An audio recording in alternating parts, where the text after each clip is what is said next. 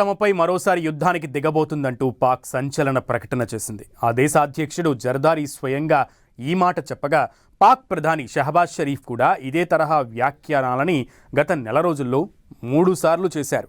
ఇంతకీ అంతగా పాక్ భయపడడానికి కారణమేంటి?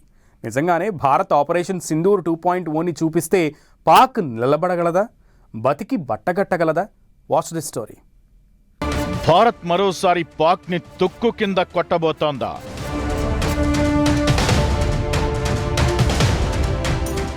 ఇండియా మరో వార్కి రెడీ అవుతుందని పాక్ ఎందుకు తత్తరపడుతోంది?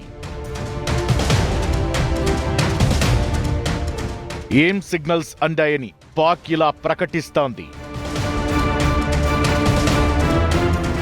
ఈ మధ్యకాలంలో మోదీ ఫారిన్ టూర్లు, డిఫెన్స్ డీల్స్ పాక్ కి దడ పుట్టించాయా?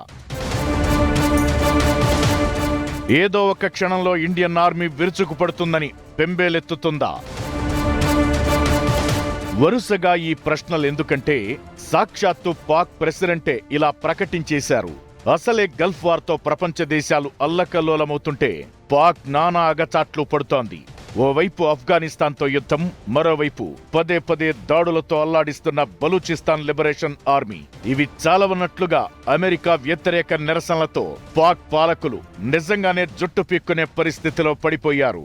అదిగో అలాంటి సిచ్యువేషన్లోనే పాకిస్తాన్ అధ్యక్షుడు ఆసిఫ్ అలీ జర్దారీ భారత్పై షాకింగ్ కామెంట్స్ చేశారు. భారతదేశం తమ దేశంతో మరో యుద్ధానికి రెడీ అవుతోందని ఆయన వ్యాఖ్యానించారు.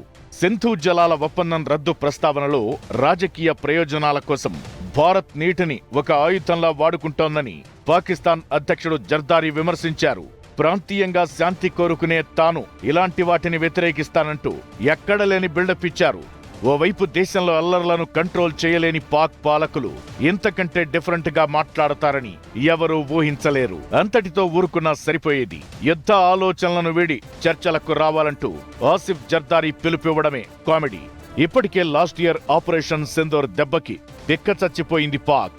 మన ఆర్మీ దాడుల్లో ధ్వంసమైన ఎయిర్ బేస్లను కూడా బాగు చేసుకోలేక పైకప్పులో రిపేర్లు చేయించుకుంటూ కాలం గడుపుతోంది. ఇక ఆ దేశంతో చర్చలంటూ జరిగితే అది పీఓకేని ఇచ్చిన తరువాతే అని భారత్ అప్పట్లోనే తెగేసి చెప్పింది.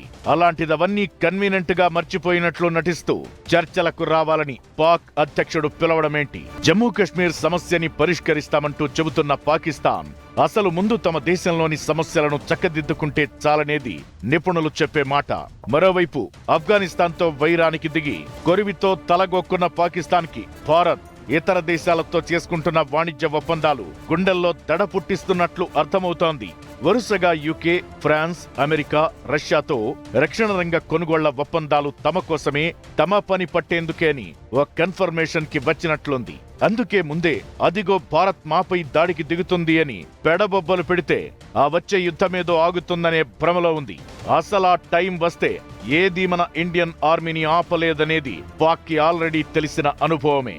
ఓవేళ నిజంగానే భారత్ ఈ సమయంలో పాకిస్తాన్ పై అటాక్ కి అంటూ దిగితే ఆ దేశపు ఆర్థిక పరిస్థితి ఇంకెంత దిగజారుతుందో ఊహించడం పెద్ద కష్టమేం కాదు. ఉన్న అంగవస్త్రం గోచిగుడ్డ కూడా ఊడిపోయి పూర్తి దిగంబరంగా తయారవడం ఖాయం.